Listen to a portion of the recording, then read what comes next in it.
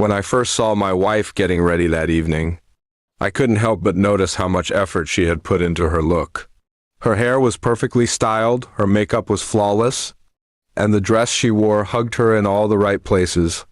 It wasn't unusual for her to look nice, but this time, she looked like she was preparing for a date rather than a casual night out with friends.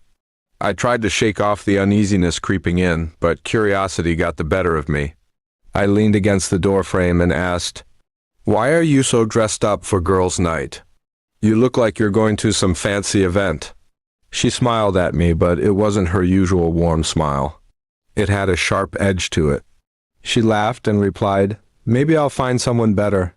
She said it like a joke, but something about the way she avoided eye contact made my chest tighten. Her words replayed in my head even after she left. Maybe I'll find someone better. Was it really a joke? Or was she hinting at something deeper?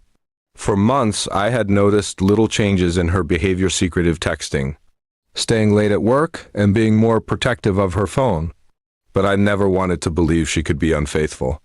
The night dragged on and my mind kept racing. I decided to check her location through the app. We both had on our phones for safety reasons. She wasn't at the restaurant where she claimed to be with her friends. Instead, her pin showed she was across town at a hotel.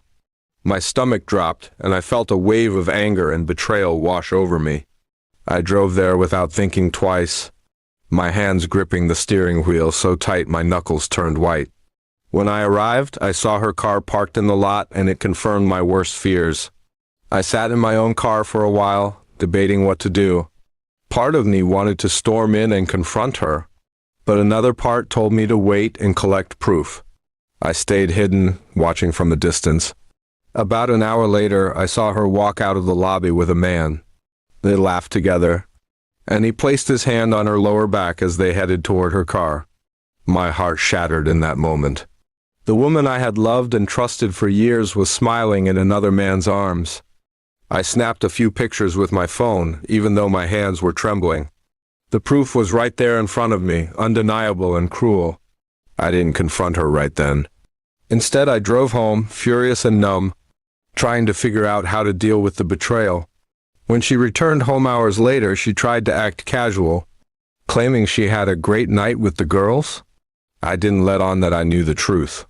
I only asked if she had fun, and she said yes, smiling like nothing had happened. Inside, I was breaking apart. The next morning, I printed out the pictures I had taken. When she came down for breakfast, I slid them across the table to her. The color drained from her face immediately, and she didn't even try to deny it. Tears welled in her eyes, but all I felt was a cold emptiness. She started begging, saying it was a mistake, that it didn't mean anything, and that she still loved me. But how could I believe her now? Every word sounded hollow. I remembered her joke from the night before. It hadn't been a joke at all. It was the truth slipping out.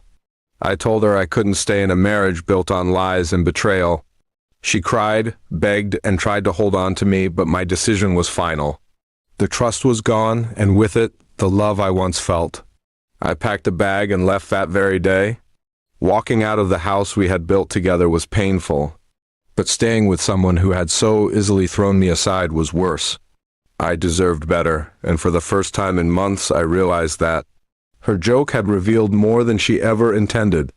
It wasn't just a careless comment, it was the truth hiding in plain sight. And now I was free from the lies, even if it meant walking away from everything I thought we had. When she fell to her knees, begging me to forgive her, I looked at the woman I once trusted with my whole heart and realized she wasn't the same person anymore.